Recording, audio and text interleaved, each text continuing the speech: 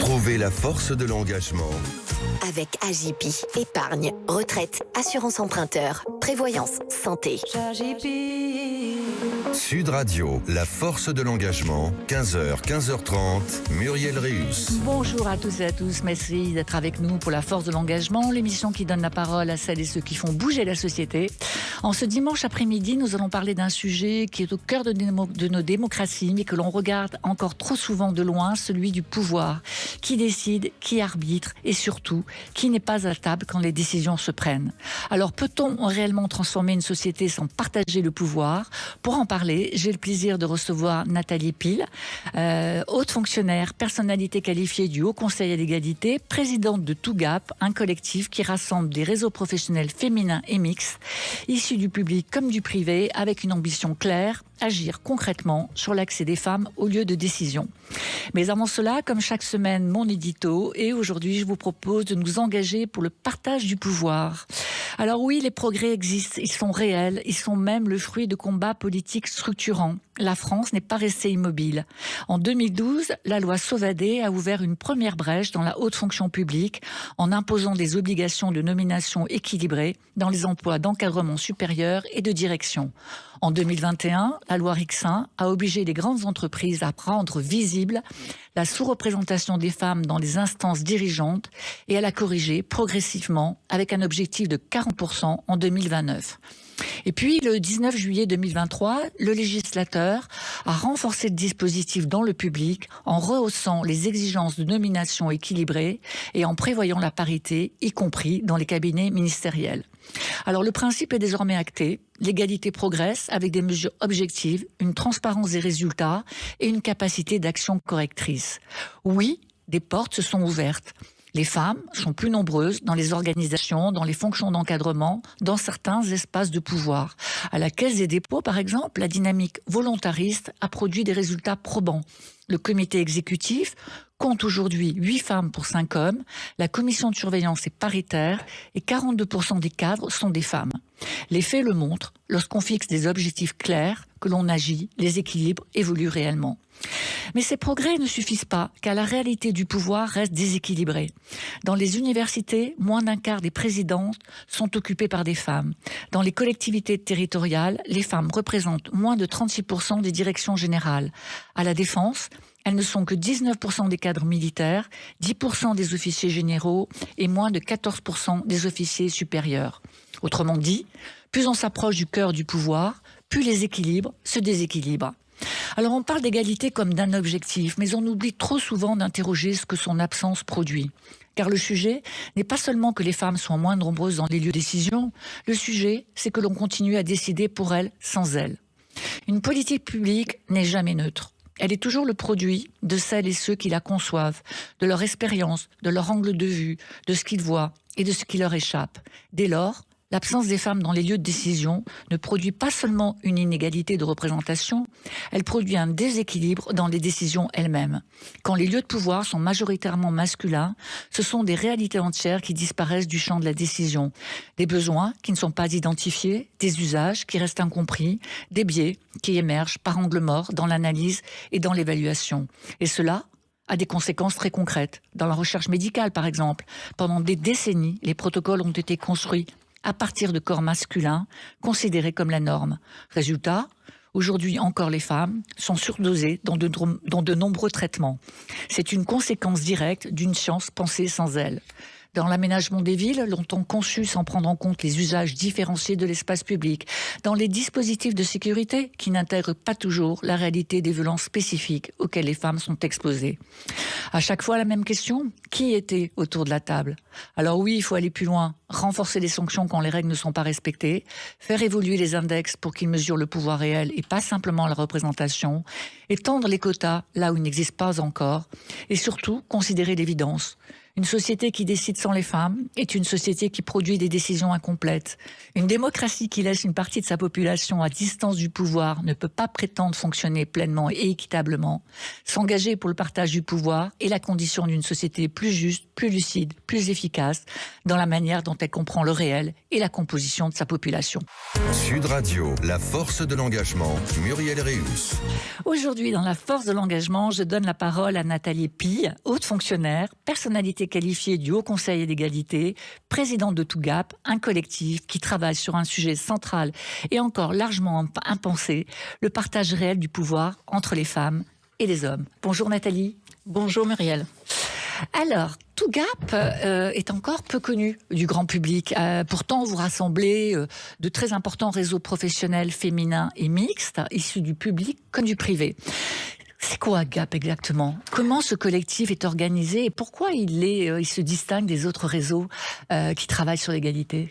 Alors, Tougap, c'est la fédération des réseaux professionnels féminins et mixtes des secteurs publics et privés. C'est un réseau qui a fêté ses 6 ans aujourd'hui et qui a une caractéristique particulière. Il rassemble des réseaux qui sont à l'intérieur de leurs organisations de travail, c'est-à-dire des réseaux professionnels dans les entreprises, des réseaux professionnels dans la fonction publique. Moi-même, je suis haute fonctionnaire, membre de Femmes de l'Intérieur, par exemple. Vous avez Femmes et Diplomatie, Femmes de Bercy, etc. Et puis, vous avez sur le secteur privé tous les champs professionnels qui peuvent exister. Et nous rassemblons aujourd'hui 90 réseaux professionnels qui représentent environ 500 000 membres en France. Alors, pourquoi on a créé ce réseau uniquement sur la gouvernance? Parce que Tougap, ça signifie Gender and Governance Action Platform. Donc, on travaille exclusivement sur la gouvernance parce que les réseaux professionnels féminins, en fait, ils existent depuis très longtemps. Ils dialoguent beaucoup avec leur hiérarchie quand il s'agit du secteur public, par exemple. Et on voit qu'on a beaucoup d'avancées sur les questions d'égalité professionnelle depuis un certain nombre d'années, mais on a extrêmement peu d'avancées sur le partage de la gouvernance dans les organisations professionnelles. Et quand on dit aux parlementaires ou au gouvernement, quand on fait remarquer qu'on avance beaucoup sur certains sujets, mais pas sur le partage de la décision, et donc la place des femmes dans la décision, on nous a répondu jusqu'à ces dernières années qu'il fallait quand même se réjouir des avancées, mais qu'on allait traiter ce sujet ultérieurement. Alors, à force d'avoir ce type de réponse, on s'est dit, si on interpellait finalement les pouvoirs publics et les entreprises uniquement sur ce sujet, peut-être qu'enfin on pourrait travailler sur ce point et voir si on pourrait améliorer la place des femmes dans les lieux de décision. Alors pourquoi cette question du pouvoir et de la gouvernance est le véritable enjeu de l'égalité entre les femmes et les hommes? On s'est aperçu, c'est ce que vous disiez dans votre introduction là tout à l'heure, que l'égalité, ça s'arrête aux portes du pouvoir. L'égalité, elle progresse dans les différentes strates de la vie professionnelle des femmes, mais elle s'arrête aux portes du pouvoir. Et le pouvoir, c'est la décision. La décision, comme vous le disiez très bien, c'est la décision sur l'ensemble des politiques publiques, en tout cas pour ce qui concerne le monde public, l'ensemble des politiques publiques qui s'adressent à la population. Or, il y a beaucoup d'études qui démontrent, et j'en citerai surtout une qui est très intéressante de Quentin Lippmann, Femmes au pouvoir, qui démontre que quand les femmes ont des marges de manœuvre suffisantes pour pouvoir décider, eh bien, elles mettent en place des politiques publiques et des lois qui représentent mieux les intérêts des femmes. Parce que les femmes n'ont pas la même vie que les hommes en réalité. Elles n'ont pas les mêmes expériences de vie, les mêmes contraintes, les mêmes risques, aussi bien en termes de sécurité qu'en termes de santé également. Et donc, si on ne prend pas en compte ce qui concerne la moitié de la population, eh bien, on rate la cible et même la mission, je dirais, des politiques publiques, qui est la redevabilité vis-à-vis de l'ensemble de la population. Et l'ensemble de la population, c'est pas la moitié de la population. Et donc, c'est très important d'avoir cette mixité dans la prise de décision, précisément parce que ça corrige les angles morts des politiques publiques. Alors, vous avez publié un livre blanc très intéressant où vous montrez que les outils utilisés, les index, les baromètres, les indicateurs, donnent le sentiment que l'égalité progresse. En même temps, vous expliquez que ces outils peuvent aussi masquer la réalité du pouvoir, parce qu'en fait, ils ne regardent pas vraiment qui décide et à quel niveau. Mais alors, ces outils, ils sont vraiment essentiels ou ils passent à côté de l'essentiel ? Alors, il faut faire attention d'utiliser les outils actuels pour répondre à des questions qui sont des questions beaucoup plus vastes. Dans le secteur privé, il y a toute une série d'outils qui permettent de mesurer la place des femmes à différents postes de décision dans les entreprises. Je citerai des outils de type les baromètres de Schema, par exemple. Mais la définition de ces outils, elle est très hétérogène. Ils ont des périmètres très hétérogènes. Ils répondent à des questions parfois très précises. L'index qu'on a appelé l'index Pénicaud, qu'on a appelé index égalité, en réalité, c'est un index qui mesure l'égalité salariale, mais pas l'égalité en tant que telle. Donc, ce sont des outils qui sont partiels. Dans le secteur public, en fait, on n'a pas de baromètre réellement, et nous avons créé un baromètre l'année dernière dans le cadre du livre blanc de TOGAP sur la mesure du partage de la gouvernance dans le secteur public et dans le secteur privé, et on a voulu faire une photographie de la réalité de la place des femmes en fonction du niveau de décision, parce que quand on prend de façon extrêmement globale l'ensemble des postes de décision qui sont visés par les lois, en fait les lois parité, eh bien c'est un grand tout dans lequel vous avez en même temps un poste de sous-directeur, un poste de directeur adjoint, de directeur et de directeur général. Or, on n'a pas la même capacité à décider et surtout à prendre des décisions sur les politiques publiques en fonction du niveau. Donc, on a mis en place des baromètres qui permettent de pondérer la capacité à décider dans une organisation. Et ça nous permet de voir beaucoup plus finement la réalité de la prise la réalité de la place des femmes dans la prise de décision.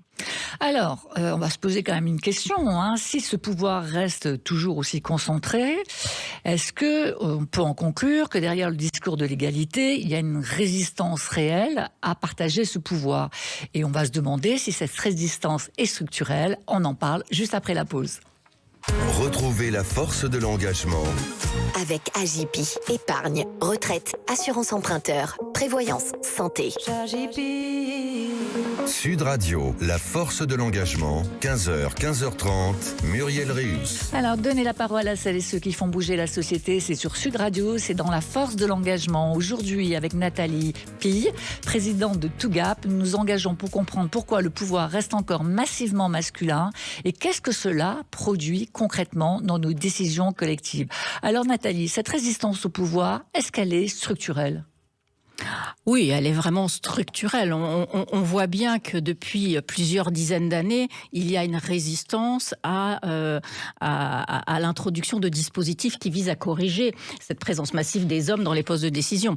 On voit bien, par exemple, au niveau politique, sur la place des femmes en politique, les partis politiques ont mis plus d'une quinzaine d'années, d'une façon générale, à désigner des femmes sur des postes sur des mandats qui sont considérés comme gagnables. Alors évidemment, c'est structurel. On voit bien tous les contournements qui peuvent être à l'œuvre. Et même dans la loi prévoit quand on ne respecte pas la parité, il y a des amendes. Et bien, si on ne respecte pas la parité, il devrait y avoir une invalidation quelque part. Mais aussi bien les partis que les employeurs publics préfèrent payer plutôt que respecter la parité. Donc on voit bien qu'il y a une résistance. Et puis je dirais qu'il y a une résistance d'un certain type d'hommes. C'est ce qu'on appelle dans les pays nordiques, en Norvège ou en Suède, la crise de l'homme médiocre. Ça s'appelle la crise de l'homme médiocre. Je vous renvoie d'ailleurs à l'étude de Quentin Lippmann sur la question, c'est extrêmement intéressant, parce que en réalité, ce qu'on observe dans les études depuis une trentaine d'années sur les conseils municipaux, sur les conseils d'administration des entreprises, c'est que la féminisation grâce aux quotas a permis une amélioration du niveau même d'instruction et de qualification de ces conseils divers et variés. Et donc ceux qui se sentent extrêmement menacés, ce sont les hommes qui sont potentiellement remplaçables par des femmes plus compétentes. C'est intéressant. L'homme médiocre, c'est nouveau. La crise de l'homme médiocre. J'avais pas entendu parler de ça encore.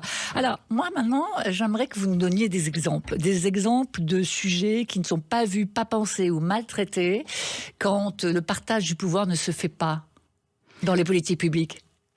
Alors, je peux vous donner deux types d'exemples. Un exemple que tout le monde connaît, bien entendu, c'est l'IVG. Hein. C'est bien sûr l'interruption volontaire de grossesse. On a bien vu à quel point ce sujet crée une fracture entre les femmes et les hommes, et que plus il y avait de femmes à décider l'instauration de l'IVG et une mise en œuvre beaucoup plus intéressante pour les femmes elles-mêmes, on voyait bien qu'il y avait une résistance masculine, notamment au Parlement.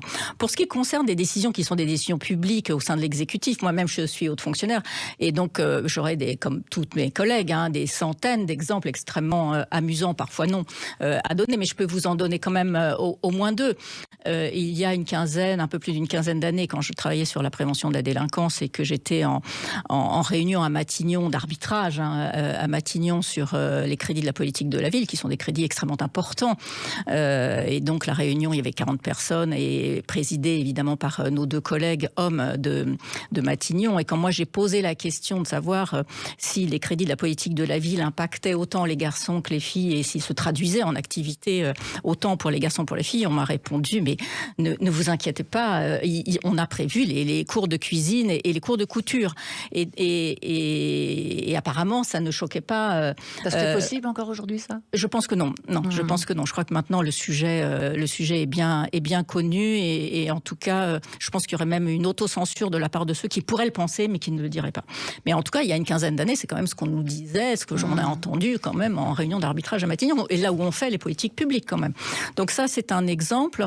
Un autre exemple aussi, moi j'ai assisté à une conférence extrêmement intéressante il y a une douzaine d'années au CNRS par la mission mixité du CNRS, justement sur les biais de genre dans les décisions de politique scientifique et de choix sur notamment l'élaboration de médicaments en particulier, et où les chercheurs qui étaient là disaient que quand ils souhaitaient faire des tests sur des souris femelles, on leur rétorquait que ça biaisait les résultats. Ça biaisait quels résultats, puisque la population française dans le monde est majoritairement féminine, donc ça biaise quoi en réalité? Et ça revient à en fait avoir des protocoles qui surdosent les femmes. Nous sommes surdosés depuis notre naissance sur le plan médicamenteux, et avec des impacts très importants, puisqu'on a quand même pu chiffrer que l'impact de ce surdosage sur les femmes, ça provoquait plus de 60% de risques supplémentaires d'effets sur la santé. Donc ça, c'est très important quand même d'avoir une mixité dans la décision. Je ne suis pas sûre qu'aujourd'hui les souris femelles soient intégrées dans les protocoles. Oui, tout à fait. Alors, moi, il y a un sujet sur lequel j'aimerais un peu revenir avec vous, parce que vous avez une vision très précise sur celui-ci, c'est celui des quotas.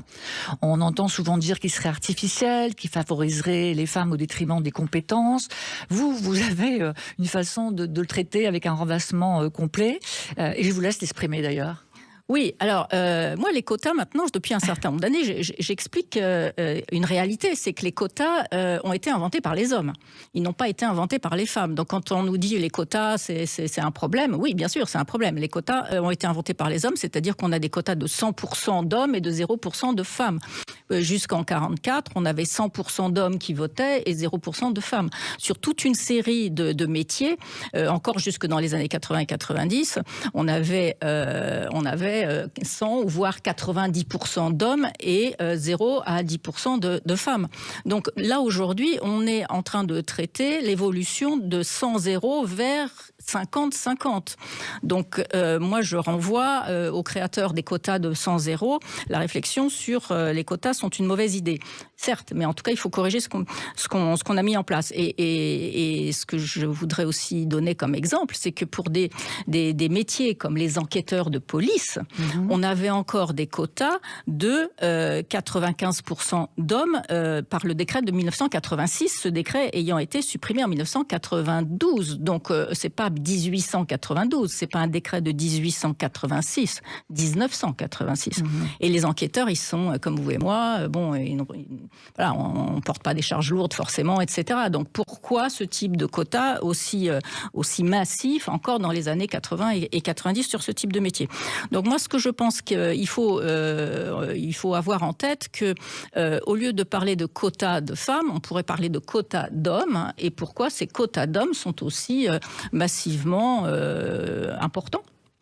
Alors, est-ce que tout ça, ça va provoquer ou ça provoque une gender fatigue? Est-ce que cette gender fatigue dont on parle de plus en plus, c'est un essoufflement du sujet, c'est une réaction face à un déplacement réel du pouvoir? Comment est-ce qu'on répond à cette gender fatigue? Alors, moi, je parle plutôt de gender résistance, déjà. Et je parle de gender fatigue pour les femmes qui sont fatiguées de voir que les dispositifs sur la parité, l'égalité professionnelle mettent beaucoup de temps à être mis en place. Je rappelle quand même que la loi sur l'égalité salariale en France, elle date de 1972, donc il y a plus de 50 ans. Donc il peut y avoir une certaine lassitude et une gender fatigue. Il y a une gender résistance de la part des hommes, et je pense que c'est extrêmement important de pouvoir les embarquer en réalité, pouvoir les former, parce que les femmes réfléchissent depuis très longtemps maintenant sur leur situation sociale, économique, politique, et donc elles ont compris un certain nombre de mécanismes. Moi, quand j'ai commencé ma vie professionnelle, mais ces mécanismes, je ne les avais pas compris. Je les ai compris au fur et à mesure du développement de ma carrière. Donc, ça veut dire qu'on devient féministe ? On devient féministe quand on s'aperçoit où sont les mécanismes d'éviction. Mais quand on ne s'aperçoit pas, qu'on ne comprend pas ces mécanismes d'éviction, eh bien on continue en se disant soit c'est moi qui suis moins bien, suis moins performante que mon collègue, et puis on s'aperçoit quelques années après qu'en fait non, pas du tout, les sujets sont très différents. Donc les hommes eux-mêmes ne se sont pas posé cette question pour eux-mêmes, ils ne se sont pas trop posé les questions pour les femmes, parce que ce sont elles. Donc les femmes ont, je dirais, plusieurs années d'avance sur la réflexion de qu'est-ce qui se passe dans le monde professionnel et dans l'accession au poste de décision. Et je pense qu'il est très important de former les hommes. On a beaucoup formé les femmes. Maintenant, les femmes, ça y est, elles sont formées. Je crois qu'on n'a pas besoin de former davantage les femmes à beaucoup de choses. En revanche, les hommes doivent être formés à la compréhension des stéréotypes sexistes que nous portons tous, hommes comme femmes, mais eux également.